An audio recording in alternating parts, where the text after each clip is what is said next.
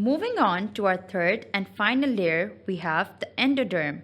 Its derivatives are the gut tube epithelium, including the anal canal above the pectinate line.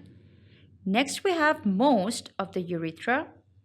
Then comes the lower one-third of vagina, which is derived from the urogenital sinus.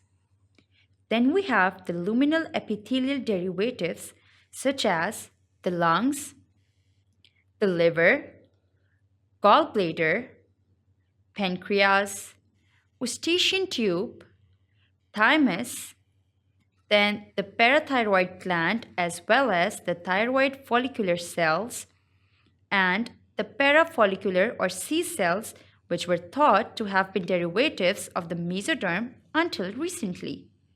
Now, the best way to remember the endoderm derivatives is the rule that all of them are related to the gastrointestinal system and all the viscera of the body, except for the three mentioned in the mesoderm, which were the kidneys, gonads, and of course the spleen.